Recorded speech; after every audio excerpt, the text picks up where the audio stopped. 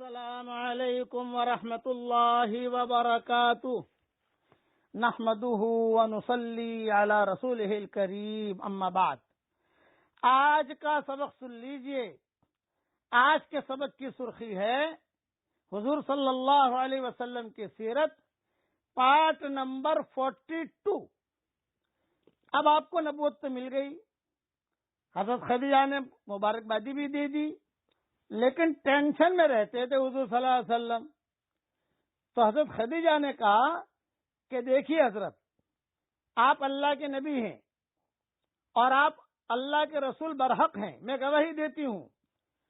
اسی بات پر حافظ عسقلانی نے نقل کیا ہے کہ یہ روایت صراحتاً اس بات پر دلالت کرتی ہے کہ سب سے پہلے علی الاطلاق ساری مخلوقات میں سب سے پہلے حضرت خدیجہ ایمان لائی ہیں، کہ سب سے پہلے حضرت خدیجہ نے اقرار کیا کہ آپ اللہ کے نبی ہیں، میں اقرار کرتی ہوں۔ تو سب سے پہلے حضرت خدیجہ مسلمان ہوں۔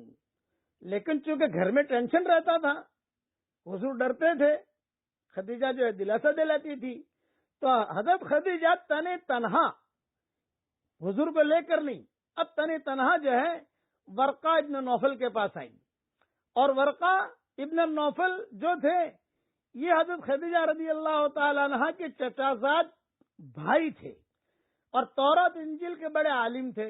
سریانی زبان سے عربی زبان میں انجیل کا ترجمہ بھی کرتے تھے، اور زمانے جاہلیت میں بت پرستی سے بیزار ہو گئے تھے اور نصرانی بن گئے تھے، مکہ میں ہی رہتے تھے۔ اس وقت بہت بوڑھے اور نابینا ہو چکے تھے۔ ان سے تمام واقعہ حضرت خدیجہ نے چپکے سے آ کر بیان کیا۔ کہا کہ دیکھ بھائی، تم میرے چچا بھائی ہو، اب یہاں ہمارے گھر میں تو ٹینشن شروع ہو گیا، میرے تو بچے بھی ہو گئے، اور یہ جو ہے میرا شوہر، یہ ایسی ایسی باتیں ہو رہی ہیں گھر میں۔ تو ورقہ ابن نوفل نے جب سنا تو ورقہ ابن نوفل نے کہا لئن کنتے صدقتنی انہ لیاتیہ ناموس عیسیٰ۔ خدیجہ، یہ باتیں جو تو کہہ رہی ہے، اگر تو سچ کہتی ہے تو یقین ہے کہ ان کے پاس وہی فرشتہ آتا ہے جو عیسیٰ علیہ السلام کے پاس آتا تھا اور جو موسیٰ علیہ السلام کے پاس آتا تھا۔ اس لیے بالکل گھبرا مت تو، یہ ان کو نبوت مل گئی ہے۔ یہ ورقہ ابن نوفل نے کہا، چونکہ یہ بڑے آدمی تھے اور حضرت خدیجہ کے چچا بھائی بھی تھے۔ اب حضرت خدیجہ واپس آئی حضور صلی اللہ علیہ وسلم کے پاس اور کہا کہ چلو میرے ساتھ چلیے، میرے ساتھ چلیے۔ حضور صلی اللہ علیہ وسلم کو لے کر ورقہ کے پاس آئی اور کہا کہ میرے چچا بھائی، اپنے بھتیجے کا حال خود ان کی زبانی سنیے۔ تو ورقہ نے آپ سے مخاطب ہو کر کہا، اے بھتیجے بتلاؤ کیا دیکھا؟ تو حضور صلی اللہ علیہ وسلم نے تمام واقعہ سنایا۔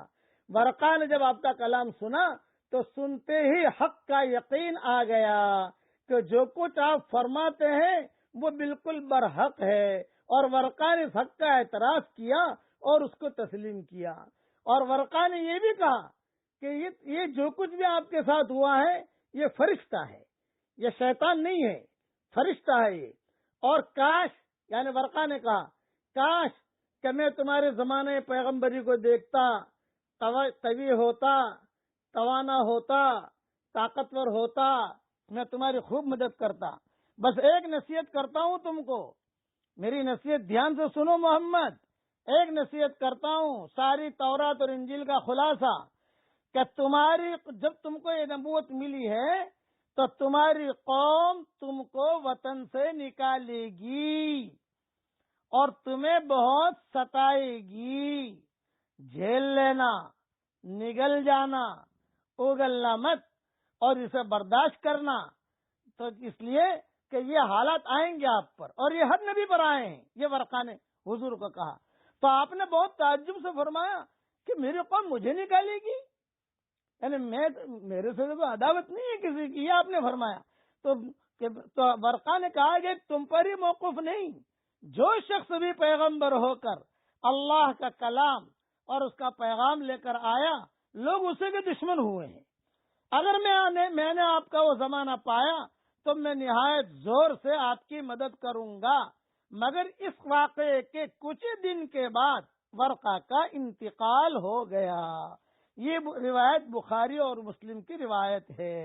اور دوسری روایت میں یہ ہے کہ ورقہ نے جملہ کہا حضور کو، آپ کو بشارت ہو، میں گواہی دیتا ہوں کہ آپ وہی نبی ہیں جن کی حضرت مسیح ابن مریم نے بشارت دی ہے، اور آپ مثل موسیٰ علیہ السلام کے نبی مرسل ہیں، اور آپ کو عنقریب اللہ کی طرف سے جہاد کا بھی حکم کیا جائے گا۔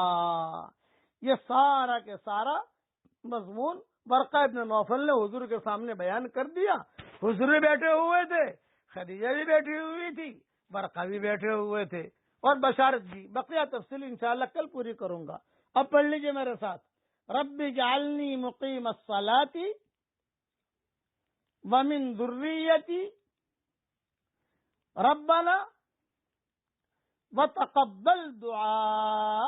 یہ دعا ہمیں مانگتے رہنا چاہیے تاکہ ہماری اولاد بھی دین پر آئے، نمازی بنے، اور اللہ ہمیں بھی نماز پڑھنے کی توفیق عطا فرمائے۔